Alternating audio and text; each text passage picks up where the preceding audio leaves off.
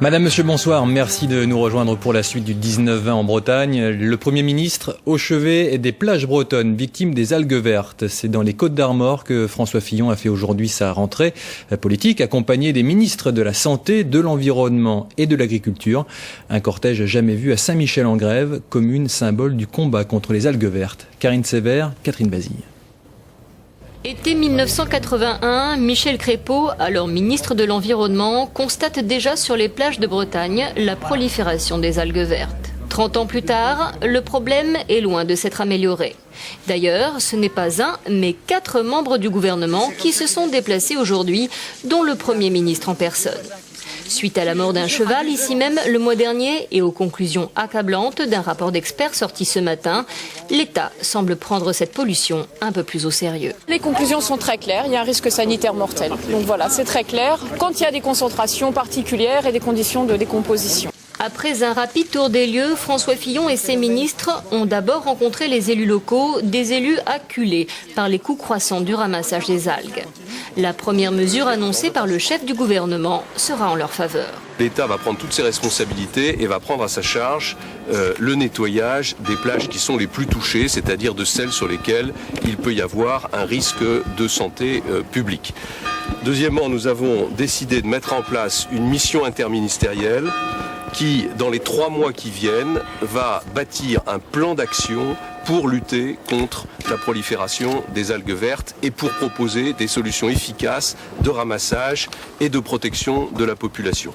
Si les maires des communes concernées ne cachent pas leur soulagement, en revanche, les associations de protection de l'environnement restent sur leur garde. Cette mission interministérielle devra proposer avant tout des actions concrètes. En ligne de mire, l'agriculture intensive. Enfin, on se préoccupe de la situation, qui est vraiment dramatique. Mais alors maintenant, après, il faut que tout ça suive.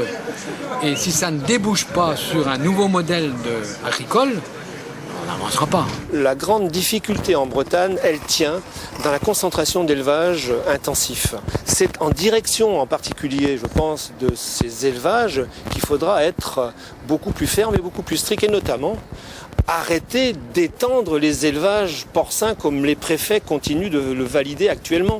C'est absolument scandaleux. Selon Eau et Rivière, la dépollution des plages touchées par ce fléau aurait coûté en 30 ans aux contribuables bretons près d'1 milliard d'euros. Des ministres, à commencer donc par le premier d'entre eux, et de nombreux élus locaux étaient présents ce matin dans le Trégor. Des élus qui ont globalement eu l'impression d'avoir été entendus par l'État. Écoutez les réactions de la maire d'Illion et de la vice-présidente du Conseil général des Côtes-d'Armor. Une première réaction positive dans la mesure où l'État va prendre en charge les frais de ramassage.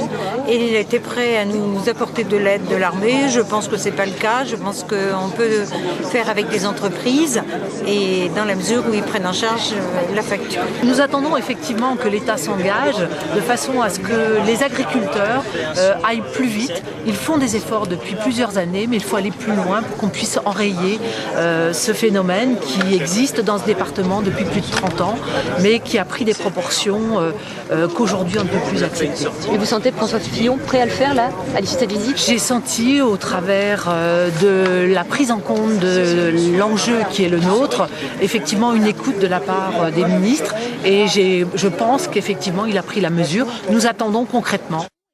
Et pour en savoir plus sur ce dossier, je vous invite à vous rendre sur notre site internet france3.fr, rubrique Ouest, page préparée par Benoît Levaillant, où vous pourrez revoir tous les reportages consacrés à la polémique autour des algues vertes depuis le début.